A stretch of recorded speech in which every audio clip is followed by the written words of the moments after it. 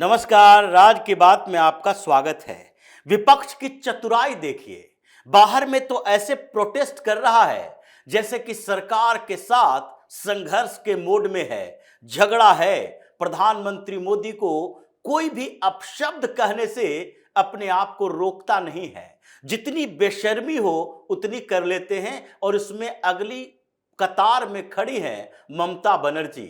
वो पश्चिम बंगाल से भी हंगामा करती है, सड़कों पर प्रदर्शन चल रहा है और उसके साथ ही एसआईआर की प्रक्रिया को रोकने की कोशिश चल रही है। तो इधर दिल्ली में सेटिंग की कोशिश की जा रही है। अगर सरकार के साथ, केंद्र के साथ, प्रधानमंत्री मोदी के साथ कोऑर्डिनेशन नहीं बिठाएंगे, बंद कमरे में उनसे माफिया नहीं मांगेंगे, तो इलेक्शन का फंड कहां से आएगा? क्योंकि इलेक्शन फंड तो ब्लॉक हो चुका है। अभी तक केंद्र सरकार ने 50,000 करोड़ ममता बनर्जी का ब्लॉक कर रखा है, जिससे छटपटाहट ऐसी है कि संसद के बाहर प्रोटेस्ट कर रहे ये सांसदों को संसद के अंदर सवाल उठाना पड़ता है। और टीएमसी के सांसद तो इसी परेशानी में हैं कि सवाल उठा रहे हैं, जवाब क्या आएगा? सवाल इसने फिर से किया कि देखिए, पश्चिम बंगाल में कोर्ट के आदेश के बावजूद, यानी हाई कोर्ट के आदेश, सुप्रीम कोर्ट के आदेश के बावजूद केंद्र सरकार मनरेगा का फंड रिलीज नहीं कर रही है। हमारे यहां रोजगार की समस्या हो गई है और इसके कारण हम अपने फंड से मनरेगा का काम पूरा नहीं कर पाएंगे। तो केंद्र सरकार से रिक्वेस्ट है कि वो फंड हमें रिलीज करे। 50,000 करोड़ जो ममता का ब्लॉक है, ये मनरेगा का, प्रधानमंत्री आवास योजना का, कुछ मिड डे मील स्कीम का और फिर ये पीएम श्री योजना में जो ममता बनर्जी हंगामा खड़ा कर रही है, ये स्कूल फॉर एक्सीलेंस के लिए, उसके कारण एजुकेशन का फंड भी रुका हुआ है। तो ऐसे में छटपटाहट तो होगी, क्योंकि ये ऐसा समय है जबकि 3 महीने बाद चुनाव होना है और चुनाव के समय इन्हीं पैसों के कमीशन से ममता बनर्जी इलेक्शन फंड इकट्ठा करेगी और इसी फंड का इस्तेमाल अपने लोगों के लिए, टीएमसी के गुंडों के लिए और साथ ही इलेक्शन मैनेजमेंट के लिए करेगी। और ये रिलीज नहीं हो रहा, पैसे कहां से लाओगे? वर्ल्ड बैंक से उधार लेकर चुनाव तो लड़ नहीं सकते, कहां से लाकर चंदे लेकर आओगे? क्योंकि चंदों का खेल जो चल रहा था चुनाव में, वो पश्चिम बंगाल में तो पहले ही पकड़ा गया। इन लोगों ने इलेक्टोरल बॉन्ड के लिए सुप्रीम कोर्ट में जाकर डिटेल मांगे थे।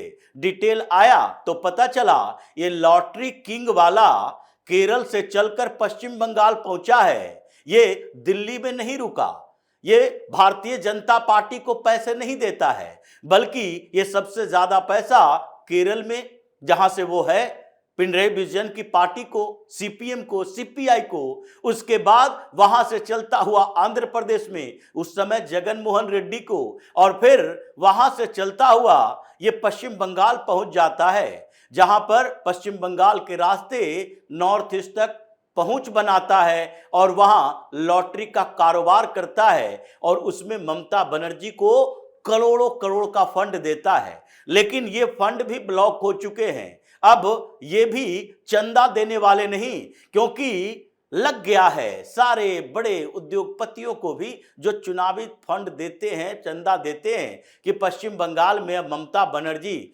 उसी तरीके से साफ हो जाएगी जैसे कि अरविंद केजरीवाल दिल्ली से साफ हो गया और हरियाणा से लेकर बिहार तक कांग्रेस साफ हो गई। दूसरे स्तर पर इन लोगों को अब पैसा देकर आगे आफत मोल नहीं लेना है, क्योंकि ममता बनर्जी अब जाने वाली है।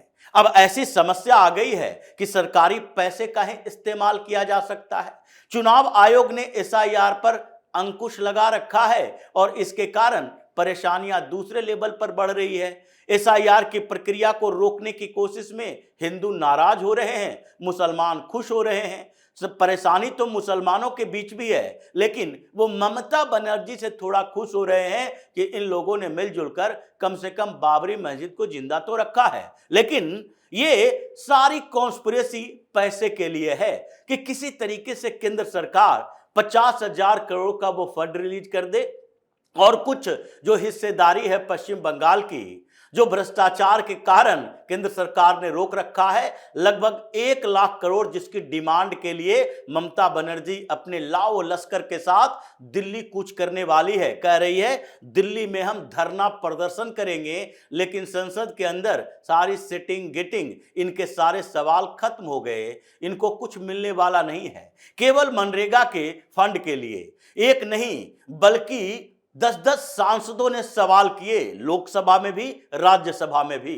लोकसभा में ये माला राय, सौगत राय, महुआ मोइत्रा, कल्याण बनर्जी, ये सारे लोग साथ में आए और कीर्ति झा आजाद को भी साथ में ले आया।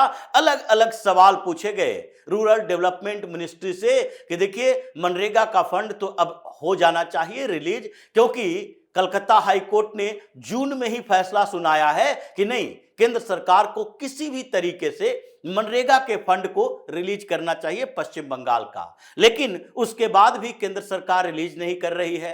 अक्टूबर में सुप्रीम कोर्ट में भी आया, सुप्रीम कोर्ट ने भी अब कह दिया है मनरेगा का फंड दिया जाना चाहिए, लेकिन फिर भी अब तक केंद्र सरकार ने वो पैसे नहीं दिए हैं। तो इसी के आधार पर पूरी रिपोर्ट कमलेश पासवान, जो कि रूरल डेवलपमेंट मिनिस्टर हैं स्टेट, उन्होंने सारी डिटेल दे दी और बताया तुम्हारी औकात अभी नहीं है। इनडायरेक्टली कहने का मतलब वही था कि तुम्हारी औकात नहीं है अभी। केंद्र सरकार ने कुछ स्पेशल कंडीशन लगा रखे हैं और जो हाई कोर्ट सुप्रीम कोर्ट की बात कर रहे हो उसकी पूरी दास्तान सुनाते हैं इन्हीं सवालों के जवाब में। और बताया कि 6 जून को कलकत्ता हाईकोर्ट का फैसला आया।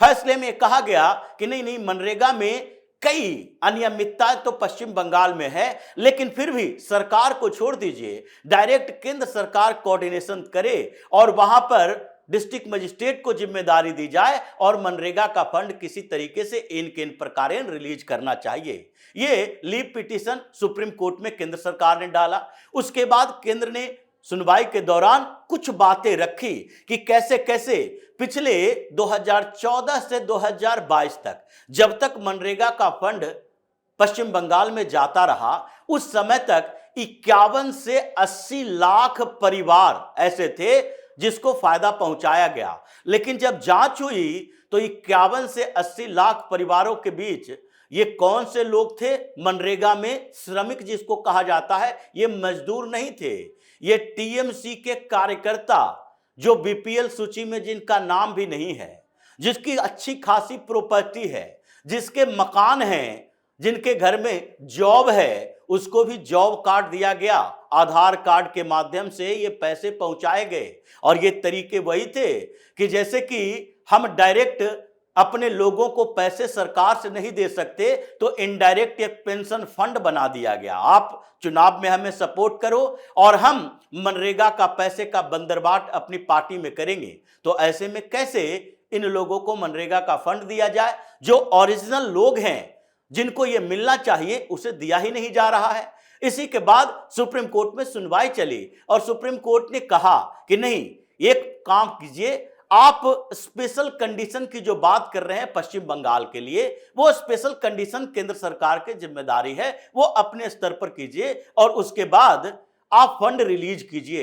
ये अक्टूबर 2025 में फैसला आया। उसके बाद हम लोग पूरे पश्चिम बंगाल का मुआयना कर रहे हैं, अलग अलग जगहों से रिकॉर्ड मंगवा रहे हैं। लेकिन इसके बावजूद एक और बड़ी बात है जो कि टीएमसी वालों को सुनना चाहिए, और संसद में जवाब दिया गया कि मनरेगा के फंड में रेशियो होता है, केंद्र सरकार भी पैसा देती है, राज्य सरकार भी पैसा देती है। लेकिन मार्च 2022 के बाद केंद्र सरकार ने पश्चिम बंगाल का मनरेगा का फंड ब्लॉक किया है और उससे पहले 2014 से 2022 तक पैसा देती रही। केंद्र सरकार की तरफ से पैसा जाता रहा और उधर स्टेट गवर्नमेंट की जो रिस्पॉन्सिबिलिटी थी, जो उनकी हिस्सेदारी थी, वो पैसा दिया नहीं गया।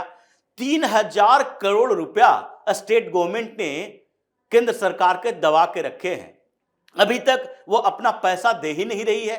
3000 करोड़ रुपया में 3 कंपोनेंट महत्वपूर्ण हैं, जिसमें से एक वेज कंपोनेंट होता है, मतलब राज्य सरकार और केंद्र सरकार जो दैनिक मजदूरी देती है उसमें भी हिस्सेदारी राज्य सरकार की होती है और उस राज्य सरकार की हिस्सेदारी में से 1457 करोड़ रुपए अभी ममता बनर्जी ने जाम करके रखे हुए हैं, उसने रिलीज ही नहीं किया। तो फिर हम केंद्र की तरफ से अपने फंड को कैसे यूज करने के लिए दे सकते हैं जबकि ये अपना कंपोनेंट देती नहीं है। दूसरा कंपोनेंट मटेरियल का होता है, क्योंकि मनरेगा में श्रमिकों की मजदूरी तब दी जाती है जब वो काम होता है, और रूरल एरिया में जो अब नियम बदल चुके हैं जिसमें सिर्फ कच्चा काम नहीं होगा बल्कि पक्का काम भी होगा, क्योंकि कच्चे काम में बहुत सारी ऐसी अनियमितता देखने को मिली है और उसमें बरसात के पहले कुछ कच्चे काम करवाए जाते हैं और ये करवाए नहीं जाते हैं, केवल पेपर वर्क होता है और उसके बाद बारिश का बहाना बनाकर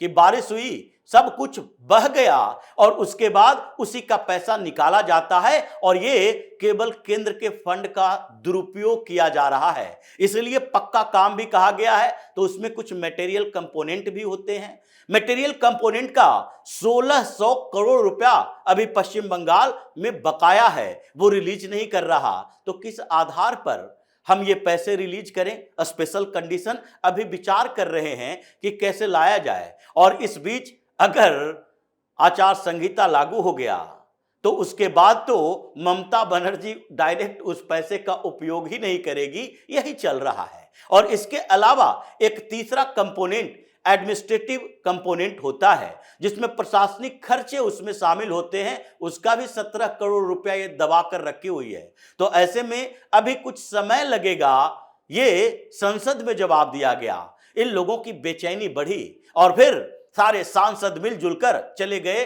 प्रधानमंत्री मोदी से मिलने के लिए। ये टीएमसी के सांसद हैं जो प्रधानमंत्री मोदी से मुलाकात करने के लिए गए कि देखिए किसी तरीके से हमारे राज्य का फंड दे दीजिए। पीएम आवास योजना में बहुत सारे मकान ऐसे हैं जो अभी तक बन ही नहीं पा रहे हैं। उसी पर प्रधानमंत्री मोदी ने वो रिपोर्ट दिखाई कि देखिए आप ही के स्टेट से रिपोर्ट है, एक एक जिला में जिसका बंगला था सुंदरबन के क्षेत्रों में, उसके पास ये पीएम आवास योजना के तहत मकान बनाए गए और जो झुग्गी झोपड़ी में रह रहा है उसको मकान दिए ही नहीं जा रहे हैं। आप पार्शियलिटी कर रहे हो, टीएमसी के लोगों का मकान बनेगा और जो टीएमसी को सपोर्ट नहीं करता, भारतीय जनता पार्टी को सपोर्ट करता है, किसी और पार्टी को सपोर्ट करता है, उसका मकान ही नहीं बनेगा।